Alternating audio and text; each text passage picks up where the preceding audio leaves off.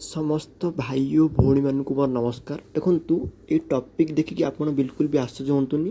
ये वीडियो पूरा लास्ट पर्यटन देखो जानिए मुझे टॉपिक आज कहीं रखी। ठीक अच्छे देखु आप निकट में न्यूज शुणुवे कि धर्मशाला विधायक कांदी पकाइले आक्रमण कराल। आक्रमण पछरे बबी दास और भाई हाथ अच्छी कहु कि यही विधायक को मारी देवा कथा जीवन मारिदेक धमक मिलूला।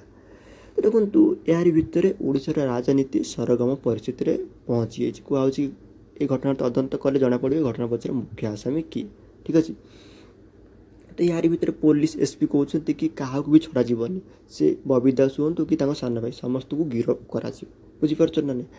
तो यार भितर बबी दास भी निजे मानुंट कि सबू दोषी को गिरफ कर जदि मु भी दायी मत भी गिरफ कर।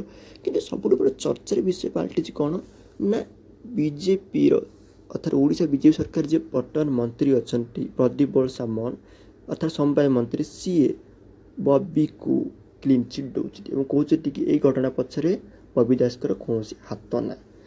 थर भावतु जोटी पुलिस कहूँ कि क्या छड़ा जीवनी से बबी दास हूँ कि सान भाई आम तदंत करुचु। तो से केस रे यही मंत्री जनक अर्थात प्रदीप बल सामल समवाय मंत्री यही मंतव्य कहीं दौरान ये घटना पछरे कौन कहब आइदर यही मंत्री जनक बबी दास को भय करुवे ना सांग होते।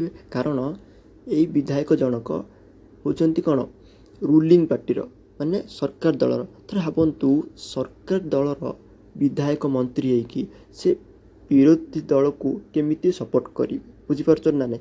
यही मंतव्य देवा पूर्व तो बहुत भावी चिंता देवार। तेणु ये घटना पचर कौन आपको लगुच कि कौन सतरे बीजेपी अर्थात ओडिशार बीजेपी बबी को डरिक ये मंतव्य दूसरी ना आउ किसी कारण थी। देखु आपण मझे शुणुवे मोहन चरण माझी बबी दास गाँव को आसिक जाजपुर को आसिक बहुत तेरछा बाण छाड़ी कहते कि बबी दास बहुत दुर्नीति खोल कर शीघ्र गिरफ करा बोली। किंतु यार जवाब रे बबी दास खोला खोली वार्निंग देते कि जब दम अच्छी मत बांधिकी देखातु। किंतु मोहन चरण माझी और बीजेपी अनेक लीडर चुप बसी रही। यार कारण कौन चुप तो खालते बस थे अर्थात निश्चय मोहन चरण माझी और बीजेपी लीडर मैंने बबी दास को भय करुवे कौन सन्देह ना। तो ये किसी लोग कहे कि बबी दास एत दमर सहित कहते कि मु जेल जावाक राजी मत जेल पठा जदि आपंकर साहस अच्छी। तो ये भितर मोहन चरण माझी कौन कर मोहन चरण माझी कौन भय करा एमती मन इच्छा भाषण मार्च। देखु ये कथा निश्चय समस्त मन उंकी मार कहु कि कौन सतरे ओडिशा बीजेपी बबी दास को भय करुच्ची कि। तो ये किसी लोग कहे कि मोहन चरण माझी भय कहीं करेंगे हाथ तो पावर अच्छी शासन अच्छी पुलिस अच्छी से भय कर कौन कारण नुह। देखो एक्जाक्ट कथा मु भी कहूँ चाहे कि मोहन चरण माझी और ओडिशा बीजेपी हाथ पावर अच्छी जी पावर अच्छी तेरे से बबी दास को गिरफ न करिकी एत वेट कहीं करुच्ची बुझीपार ना नहीं।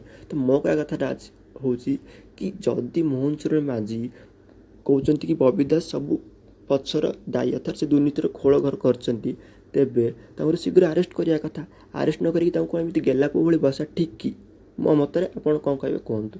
ता छड़ा देखु जदि बबी दास को आरेस्ट होनी ताले आमको यह भाव पड़ो कि बबी दास को विरोध में कौन अभियोग ना अर्थात अभियोग थी कि प्रमाण ना।